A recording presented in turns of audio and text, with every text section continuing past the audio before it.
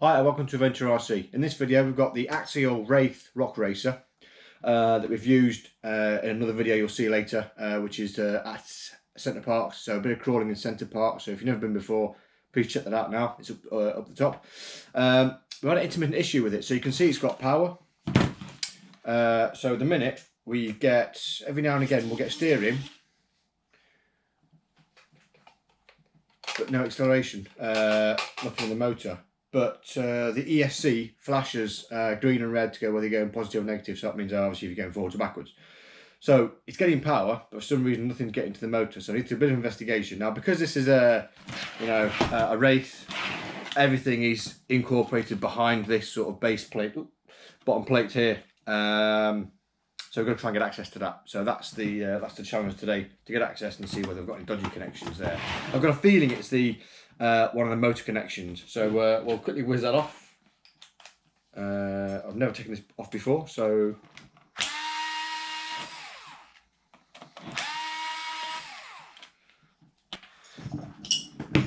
part straight as per the other videos. Good top tip there, don't lose any parts. I've got a funny feeling all I've got to do is drop these tie bars here, drop the tie bars off, and then it should just pop out.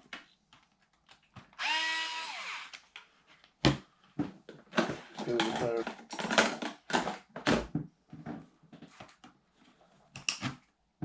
one. Put them in the order that I'm taking them out. Two.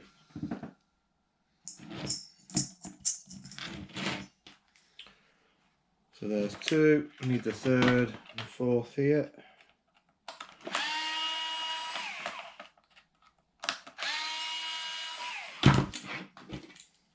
Just to make a point now, I've not actually looked at the instructions for this, so it could be completely the wrong way of doing it. Could go horribly wrong. The tie bar, this tie bar should come out quite easily, like that. And then I've got these little tiny ones which go from basically the sill of the car. You can see the sill of the car, yeah, to the base plate there. Quite long.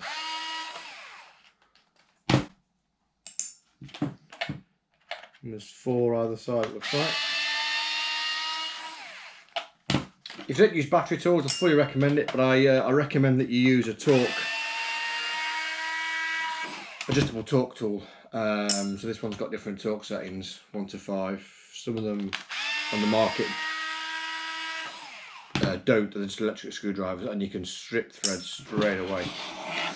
I've got another video coming up as well about alternate shock lubricant. I've been experimenting with different weights of lubricant, and for the last couple of weeks now I've been using oils instead of silicone oils. I mean, when I say oils, clearly all shock oil is an oil of some sort, whether it's silicone or organic based oil, but I've been using motor oil in different thicknesses to get the same effect. So there we go. So now so after removing these tie bars here, you can clearly see that all that comes up, and you can see that the motor, so the transmission attaches directly to the 4 fasteners on this outer sort of belly plate here, and the motor attaches to that. So that's where we are, and I can see now that the connections on the motor itself don't look great, and they're sort of in the way of other things. So with axial stuff compared to trackside stuff, you get a little nut on a lot of the axle fasteners, which I can't say I like, to be perfectly fair. Honest. I much prefer trackside way of doing things with just a bolt and a bit of patch lock. But anyhow, so drop them off. Whoop, that slips out of the way. Nice one. So we can clearly see here. Let's give it a bit of a wipe down so I can see where we're at. I can see there's been a that looks like it might be the problem there. So you can see don't know if you can see that. Let me just try and move things out of the way. Right, you can see there, it's all damaged. Look, it's been caught up by something, maybe the drive shaft. There's marks on it, but it's been caught up by something and trashed it, and you can see that it's not a great connection being pushed in there. So what I'm going to do is take those off, clean the connections up, make sure they've got a really good positive connection, and put them back in and see how we get on. I'm actually kneeling on the floor here because of the camera and stuff. So well, the other one was far too easy to connect. You can see there's a bit of corrosion on there. So we're going to clean these up. Classic WD.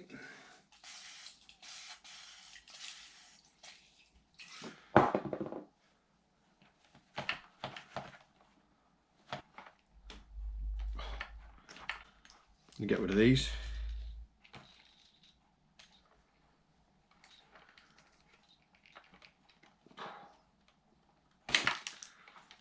That one looks alright.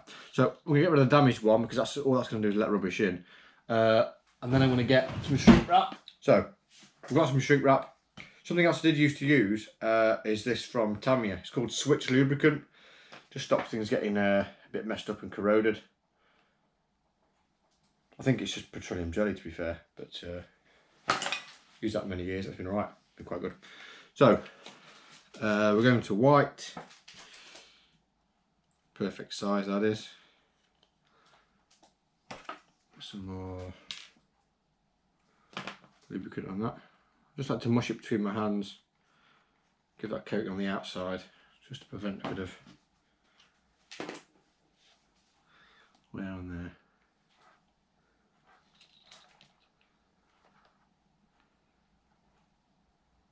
We'll leave that one on. So that's on. Next step then is to the shrink wrap. So this might get a bit noisy. I use a hot air gun. Many different ways of using crushing the shrink wrap, or shrinking it, should I say.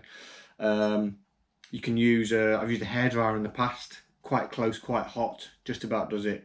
I've used soldering iron, gas powered soldering iron, just to sort of go really close to it. But the best way is so far this by far. So quite hot, perfect. There we go. So let's see if it graphs.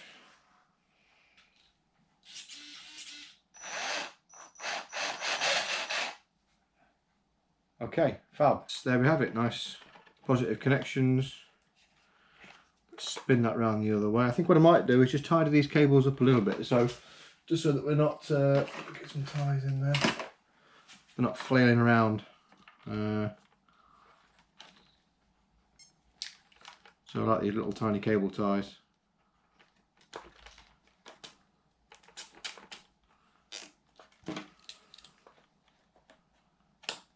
That's going to stop the cables flailing around. So if you're getting a similar issue where you're getting steering but no movement forwards or backwards, but your ESC, the Castle AE2 it is, the standard Axial ESC for this car is a Castle AE2, which you can program, I believe, but I've not tried it yet, so stay tuned. If you're getting lights on there, you're getting a red light for reverse, I think it is, and a green light for forwards, for forward motion, then obviously it's getting power and it thinks it's pushing it to the motor. If you're getting that but you're getting no propulsion, then this could be the problem. So far so good. From not working to working just with those two connectors. I am going to lubricate the motor slightly. Not really taking many hits, but just lubricate that. Right, that's nice and tidy out of the way, well out of the way of the drive shaft. The rest of the cables are pretty tidy. So let's put this bad boy back together. First off, we'll put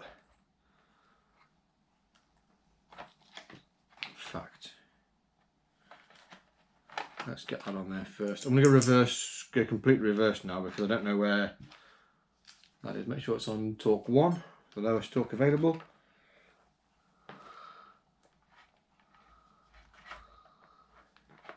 Try and line that up.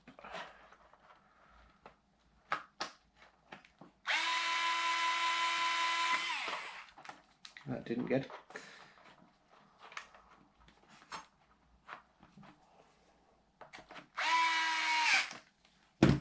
Got 1 out of 4 anyway. So we'll see how that goes with the rest of them. Just want to get the transmission mount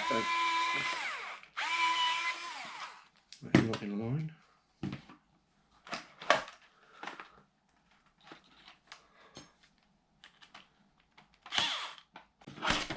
Okay, and there she is. So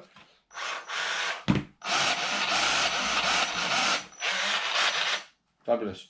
And there it is, fixed. So any questions, any queries, please let me know. For more content, please subscribe and like it. If you've got any requests for videos for this or anything you want to see doing, please put them in the comments if it's available now. And look forward for our future content, especially to do with shocks and shock oil. So that's a good one coming up. Cheers, thank you.